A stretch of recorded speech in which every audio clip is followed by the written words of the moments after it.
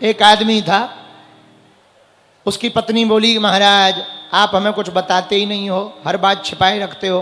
पत्नी ने कहा कि जो बताना चाहिए वो बता देते हैं, पर सब बातें नहीं बताई जाती हैं। अरे महाराज ऐसा मत करो, हम आपकी पत्नी हैं, हम किसी को बताएंगे थोड़ी, आप हमें बताया करो।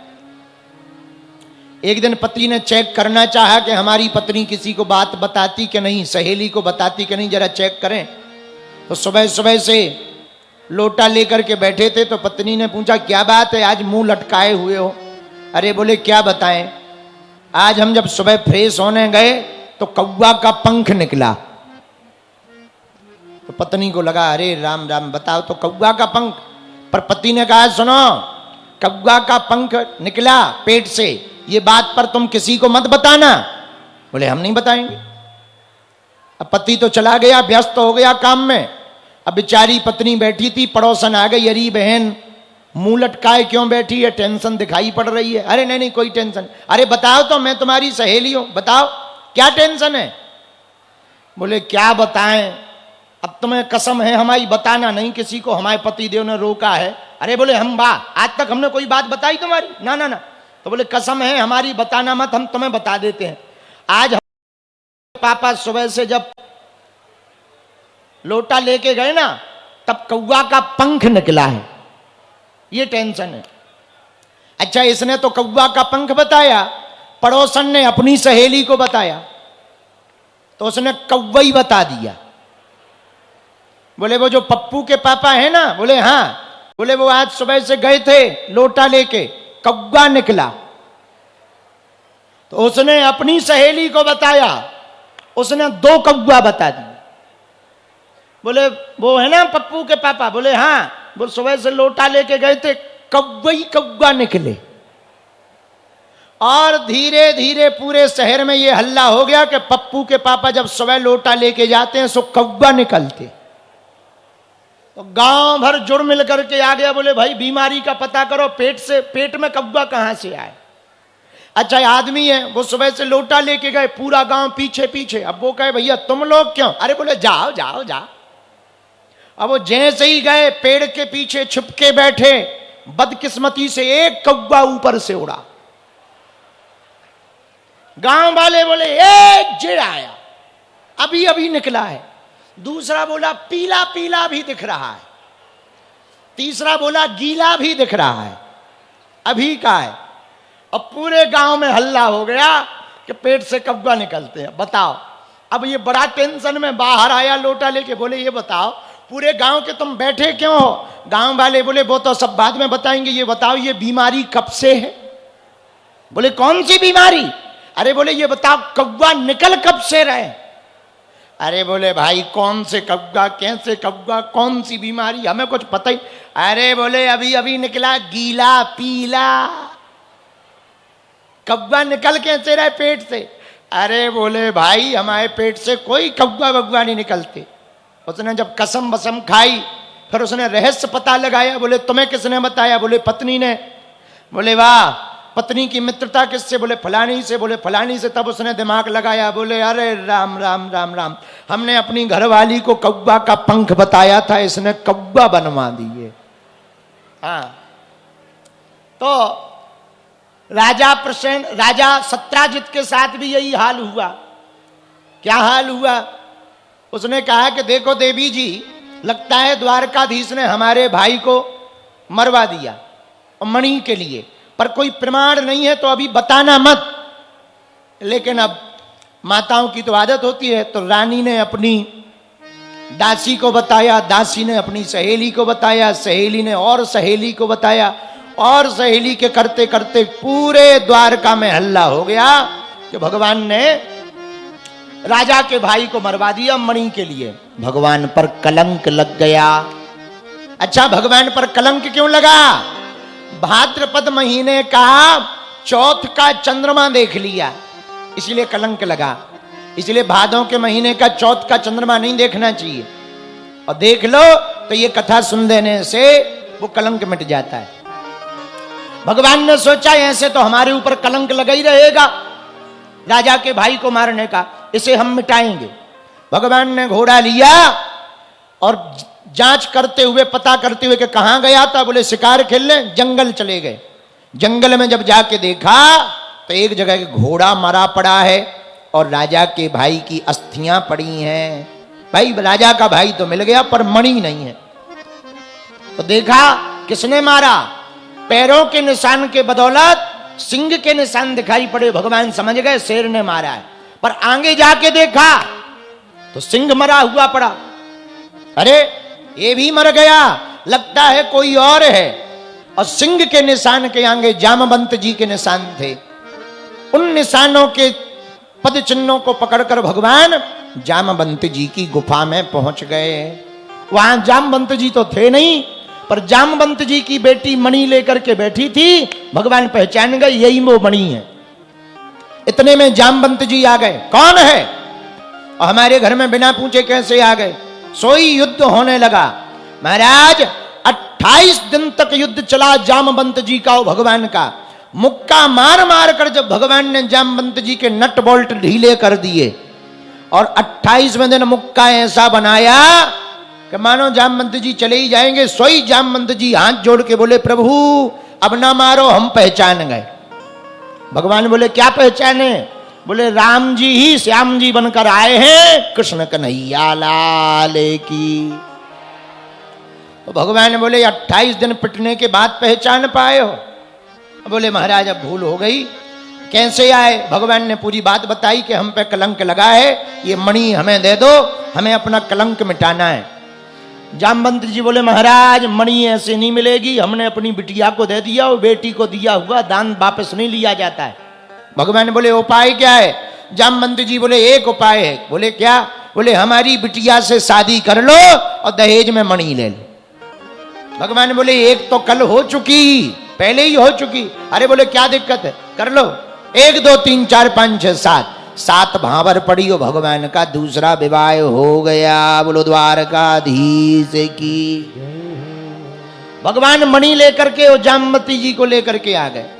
राजा के पास गए। हे राजा, झूठ मूठ का कलंक हमारे ऊपर लगाते थे, लो ये तुम्हारी मणि है और हमने नहीं तुम्हारे भाई को मारा है।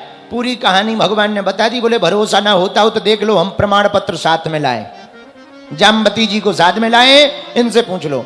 राजा बड़ा लज्जित हुआ, बोला महाराज क्षमा कर दो, हमसे भूल हो गई, हमें ऐसा नहीं बोलना चाहिए। हमारी पत्नी और ज्यादा खतरनाक है, उसने पूरे में प्रचार कर दिया आपका झूठ मूठ का, अब हमें क्षमा करो। भगवान बोले ठीक है क्षमा है। बोले नहीं नहीं नहीं, हमारे मन में गिलानी रहेगी, अब ये मणि हम अपने पास नहीं रखेंगे, पर महाराज एक प्रार्थना अब हमारी है। भगवान बोले क्या? बोले महाराज हमारी बहुत बदनामी हो गई, हमारी भी एक बेटी है सत्यभामा, इसके साथ ब्याह कर लो, ये मणि हमारी तरफ से आप ही अपने पास रख लो। भगवान का तीसरा विवाह भी हो गया। बोलो वृंदावन बिहारी। लो सत्यभामा जी के साथ भगवान का तीसरा विवाह हो गया। अब चौथा सुनो। एक दिन भगवान अर्जुन के साथ रथ पर घूमने निकले। रथ पर घूमने निकले तो देखा एक कन्या यमुना जी के किनारे स्तुति करती हुई, प्रार्थना करती हुई बैठी है। भगवान ने अर्जुन जी को भेजा, जाओ जरा चेक करो ये किसकी तपस्या कर रही हैं और कौन है। अर्जुन जी आए। देवी कौन हो तुम, किसकी तपस्या कर रही हो? उस कन्या ने कहा अहम देवस्य सवितुर्दुहिता पतिमिच्छति विष्णुं वरेण्यं वरदं तपः परमं स्थिता। महाराज मैं सविता की दुहिता हूं, मेरा नाम कालिंदी है। मैं भगवान द्वारकाधीश श्री विष्णु श्री हरि को पति के रूप में प्राप्त करना चाहती हूं। अर्जुन जी बोले देवी तुम्हारी तपस्या सफल हो गई, वो बैठे हैं रथ पे। 1 2 3 4 5 6 7 भावर पड़ी हो भगवान का चौथा विवाह भी संपन्न हो गया। बोलो द्वारकाधीश की। अब 5वां विवाह सुनो, थोड़ा जल्दी जल्दी निपटा रहे हैं तो 5वां सुनो। उज्जैन के राजा थे बिंद और अरविंद, 2 भाई थे। एक भाई का नाम बिंद था, दूसरे का नाम अरविंद। इनकी बहन का नाम था मित्रविंदा। क्या नाम था? मित्रविंदा। दोनों भाई राजनीति में फायदा लेने के लिए अपनी बहन का विवाह दुर्योधन के साथ करना चाहते थे, लेकिन मित्रविंदा मन ही मन द्वारकाधीश से प्रेम करती थी। स्वयंवर हुआ तो सब राजा आए, तो दोनों भाइयों ने कान में अपनी बहन को कहा, सुनो, दुर्योधन आएगा, उसके गले में माला डाल देना। भले ही स्वयंवर हो रहा है, पर तुम दुर्योधन के गले में माला डालना। उस स्वयंवर में ठाकुर जी भी आए, तो माला डालनी थी दुर्योधन के गले में। मित्रविंदा ने कहा, बहुत बढ़िया रहा, ठाकुर जी आ गए, सो माला डाल दी ठाकुर जी के गले में। 1 2 3 4 5 6 7 7 भावर पड़ी हो भगवान का 5वां विवाह भी संपन्न हो गया। बोलो द्वारकाधीश की। अब जरा 6वां सुनो। कौशल के राजा थे नग्नजित, उनकी बेटी का नाम था सत्या देवी। क्या नाम था? सत्या देवी। राजा ने प्रतिज्ञा की कि जो भी 7 बलिष्ठ बैलों को एक रस्सी में एक बार में बांध देगा, उसके साथ हम अपनी बेटी का विवाह करेंगे। बड़े बड़े योद्धा उन बैलों को बांधने के लिए गए, पर बैल भी इतने बलवान थे कि काऊ को पेट फट गया, काऊ का खपड़िया फट गई, काऊ की आंखें फट गई, काऊ को मुंह फट गया, सींगों से कई लोग मारे गए। भगवान को पता लगा। भगवान ने बोले, चिंता ना करो, हम एक चुटकी में बांध देंगे। भगवान रणभूमि में उतर गए और ऐसी लीला भगवान ने की, एक बार में ही 7 रूप धारण करके 7 बैलों को एक रस्सी में बांध दिया। कोई समझ तक नहीं पाया, और भगवान का 6वां विवाह भी सत्या देवी के साथ संपन्न हो गया। बोलो द्वारकाधीश की। बसदेव जी की छोटी बहन थी सुतकीर्ति। सुतकीर्ति भगवान कृष्ण से बड़ा प्रेम करती थी। भगवान से और प्रगाढ़ संबंध रखने के लिए उन्होंने अपनी बेटी भद्रा का विवाह भगवान के साथ कर दिया। सो 7वां विवाह हो गया। बोलो द्वारकाधीश की। 8वां और सुन लो, बाकी इकट्ठे कर देंगे। 8वां विवाह जो भगवान का हुआ, मध्य देश के राजा थे। उन्होंने एक बार ऊपर चक्र में घूमती हुई मछली को बांध दिया और कहा, जो भी मछली की आंख में नीचे उसका प्रतिबिंब देख करके निशाना लगाएगा, उसके साथ हम अपनी सुंदर कन्या लक्ष्मणा का विवाह करेंगे। बहुत से निशाने बाज गए, नीचे देख करके ऊपर घूमती हुई मछली की आंख में निशाना मारना है, पर कोई ना लगा पाया। भगवान बोले, टेंशन न लो, हमें। भगवान गए, नीचे देखा और तीर छोड़ दिया, आंखी में लग गया। और 8वां विवाह लक्ष्मणा जी के साथ 1 2 3 4 5 6 7 भामर पड़ियो भगवान का 8वां विवाह भी हो गया। अब 16,100 इकट्ठे सुनो। एक राजा था नरकासुर। भौमासुर भी उसका नाम था, पृथ्वी का पुत्र था, बड़ा बलवान। जहां भी युद्ध करने जाता था, सुंदर कन्याओं को, स्त्रियों को, दासियों को, रानियों को बंदी बना लेता था। उसने एक एक करके 16,100 स्त्रियों को बंदी बना लिया। भगवान को पता लगा, भगवान ने खबर भेजी, छोड़ दो। नहीं छोड़ा। भगवान बोले, नहीं छोड़ा, अब तुम ही शरीर छोड़ दोगे। सो भगवान लड़ने पहुंच गए। ऐसा जम के युद्ध हुआ कि भौमासुर मारा गया। अब मारा गया तो भगवान ने 16,100 स्त्रियों को बंधन से मुक्त करवा दिया। जाओ देवियों, अपने अपने घर जाओ। सो सब हाथ जोड़ के बोली, अब हम जाएं कहां? भगवान बोले, घर जाओ। सभी देवियां बोली, महाराज, जब से इसके बंधन में आए हैं हम पर कलंक लग गया। भगवान बोले, क्या? बोले, इसके बंधन में आए तो ना तो पति हमें स्वीकार करेंगे, ना पिता। हमारे पास 2 ही रास्ते हैं। भगवान बोले, कौन से? बोले, पहला रास्ता है हम सब इकट्ठे मर जाएं, और दूसरा रास्ता है आप हमें अपना बना लो। भगवान बोले, 8 पहले ही हो चुके। सब 16,000 देवियां बोली, महाराज 800 16,108 सबको स्वीकार कर लो, वरना हम सब मर जाएंगे। भगवान ने सोचा, काय को ये आत्महत्या करें, कोई दिक्कत नहीं। 1 2 3 4 5 6 7 7 भामर पड़ियो भगवान के 16,108 विवाह संपन्न हो गई। ले देखो चुक गई शादियां। अब 16,108 विवाह हो गए सो तो ठीक है। आगे की कहानी सुनो। हर रानी के 10-10 संतानें हुई, 10-10 बेटा।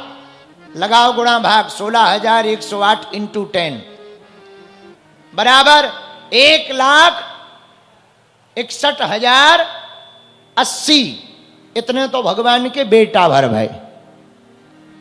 और 16,108 बेटियां, 1,61,080 बेटा, 16,108 विवाह, 16,108 बेटियां। और जब पुत्रों के विवाह हुए तो उनके भी 10-10 संतानें हुई। 55 करोड़ जनसंख्या पहुंच गई भगवान के परिवार की। हाँ 55 करोड़। मानो ठाकुर जी का ही खूब विराट परिवार था। और इतना दिव्य भव्य परिवार पूछो मत। पर भगवान भगवान है। भगवान, कई लोग कहते हैं वाह भगवान ने इतने विवाह किए, हम कर लें तो क्या दिक्कत है। बेटा कर ले, चप्पल ना लगे तो कहना। हाँ ऐसी सुटाई पिटाई होगी, ठटरी भर जाएगी। हाँ भगवान भगवान है, भगवान के जैसा नहीं चलना चाहिए। भगवान ने जो किया वो लीलाएं हैं भगवान की। अब भगवान ने तो काली नमक नाग को भी पकड़ा था, नाथा था। तुम थोड़ी पकड़ सकते हो। भगवान ने तो गोवर्धन पर्वत भी उठाया था।